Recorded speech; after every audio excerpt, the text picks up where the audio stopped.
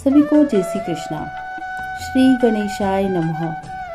आप सभी का आपके अपने चैनल संस्कार कथा चित्रण में बहुत बहुत स्वागत है।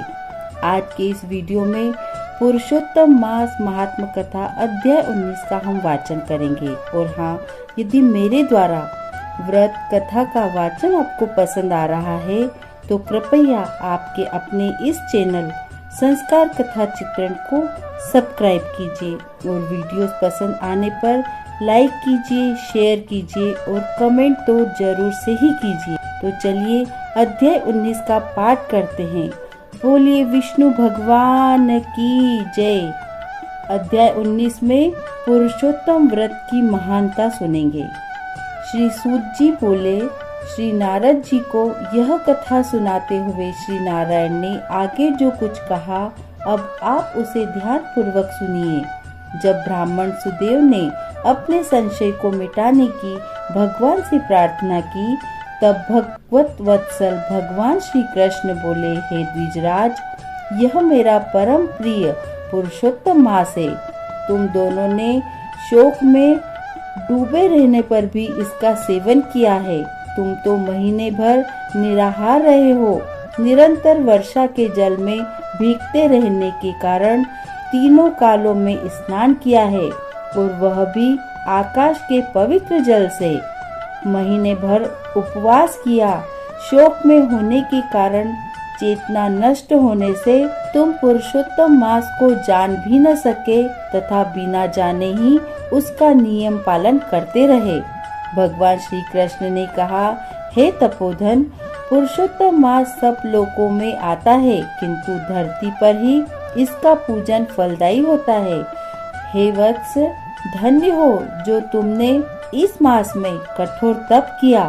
मनुष्य जन्म पाकर भी जो पुरुषोत्तम मास का सेवन नहीं करते हैं वह आजीवन दरिद्री रहते हैं। इसलिए मेरे प्रिय इस मास का प्रयत्न पूर्वक सेवन अवश्य करना चाहिए। आगे भी वे पति पत्नी दोनों ही पुरुषोत्तम मास में स्नान, व्रत और पूजा आदि करने लगे। पुत्र प्राप्त कर ब्राह्मण स्त्री सहित आनंद से रहने लगा। पुत्र भी माता पिता को सत्कार द्वारा प्रसन्न करने लगा। सब दुखों के नाशक पुरुषोत्तम मास के नियमानुसार अपनी स्त्री के साथ जप, हवन आदि करते हुए वह ब्राह्मण स्त्री सहित परम लोक को गया। महर्षि वाल्मीकि ने कहा, हे राजन, पुरुषोत्तम मास की सेवा करने से ही तुम्हें यह सब वैभव और सिद्धियां प्राप्त हुई है। हे राजन, तुम्हारी रानी वही पतिव्रता गौतमी है।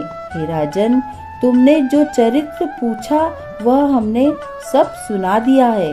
पूर्व जन्म में तुम्हारे पुत्र जिन्हें श्री हरि ने जीवित किया वे सुखदेव नाम से प्रसिद्ध हुए और 12,000 वर्ष पृथ्वी पर सुख भोग कर वैकुंठ को गए।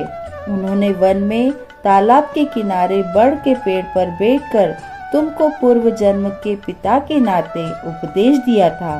तुम उनके पूर्व जन्म में पिता थे, अतः वे मानते थे कि तुम उनके हित चिंतक प्रत्यक्ष देवता हो। ऐसा विचार करके ही तोते के रूप में उन्होंने तुम्हें उपदेश दिया था। हे महाराज, अब मैं पाप नाशिनी सरयू पर जाऊंगा। श्री नारायण बोले, इस तरह परम यशस्वी महाराज धृष्टद्युम्न के पूर्व जन्म का हाल कहकर जब महर्षि वाल्मीकि चलने लगे तब राजा ने उनसे आगे की कथा सुनाने का निवेदन किया। बोलिए विष्णु भगवान की जय।